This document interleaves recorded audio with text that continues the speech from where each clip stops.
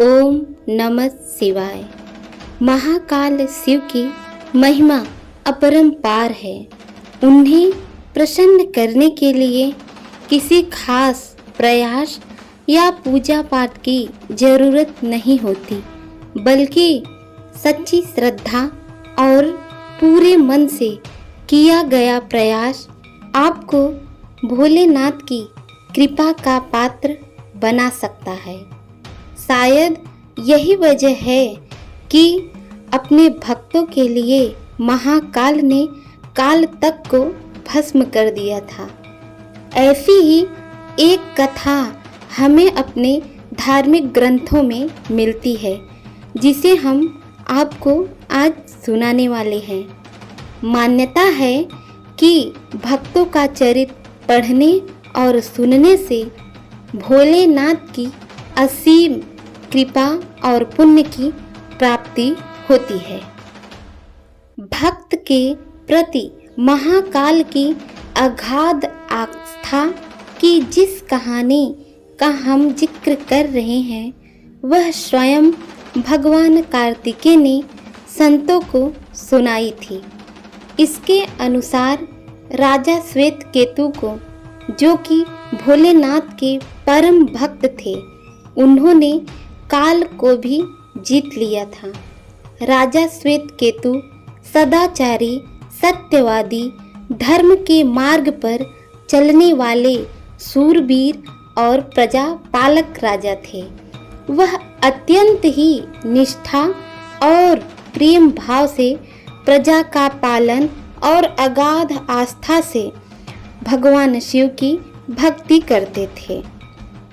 उनकी इस भक्ति भाव से महाकाल अत्यंत प्रसन्न थे। उनकी कृपा से राजा श्वेतकेतु के राज्य के लोग दुख, दरिद्रता, अकाल मृत्यु और महामारी से अछूते थे। एक दिन जब राजा श्वेतकेतु का जीवन काल समाप्त होने को था और वह भोलेनाथ की आराधना में लीन थे, तब चित्रगुप्त ने यमराज से कहा कि राजा श्वेतकेतु की आयु अब पूरी हो चुकी है, अब उनके प्राण हरने का समय है। तब यमराज ने अपने दूतों को आज्ञा दी और कहा कि वे जाएं और राजा श्वेतकेतु के प्राण को हर लाएं। यमदूत राजा श्वेतकेतु के पास पहुँचे तो वह शिव मंदिर में थे। दूत बाहर ही खड़े हो गए। श्वेतकेतु राजा गहरे ध्यान में थे। बहुत देर हो गई, न श्वेतकेतु का ध्यान टूटा, न यह दूत वहाँ से हिले। दूत बिना अपना काम किए वहीं खड़े रहे। जब वे वापस नहीं पहुँचे तो यमराज ने विलंब होता देखा तो कालदंड को संभाला और खुद चल पड़े राजा श्वेतकेतु के प्राण हरने के लिए। दूतों के आने में देरी होने के चलते यमराज स्वयं ही राजा श्वेतकेतु के प्राण हरने पहुँचे, लेकिन वहाँ उन्होंने देखा कि वह तो महादेव की साधना में लीन है। अब तो वह सोच में पड़ गए कि इसके प्राण कैसे हरे। उन्होंने सोचा कि यह अभी पूरी तरह शिव पूजा में डूबा है।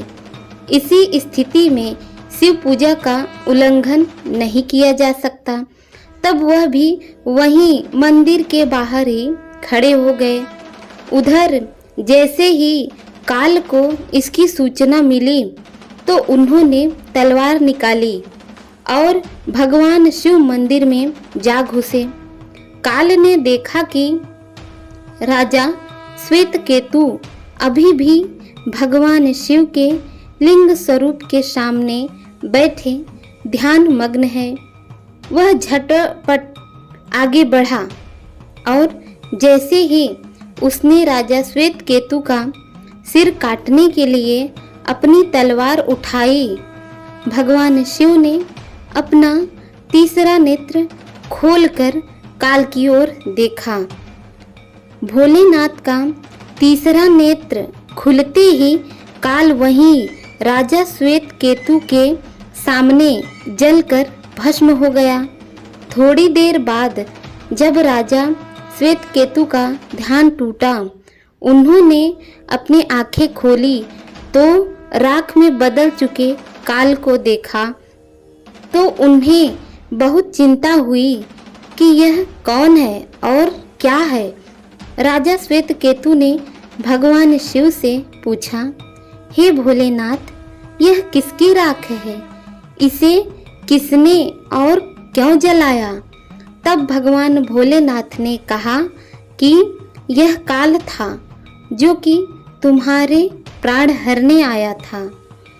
राजा श्वेत केतु ने कहा कि हे महाकाल, यह तो आपकी ही आज्ञा से तीनों लोक में विचरता है, लोक को नियंत्रण में रखता है। इसी के भय से तो लोग पुण्य कार्य करते हैं। आप इन्हें अति शीघ्र जीवन दान दे दें। भगवान शिव की कृपा से काल जी उठा और उसने उठते ही श्वेत केतु को अपने गले से लगाकर बोला, राजा, तुम जैसा तो तीनों लोकों में कोई नहीं है। तुमने तो अजेय काल को भी जीत लिया।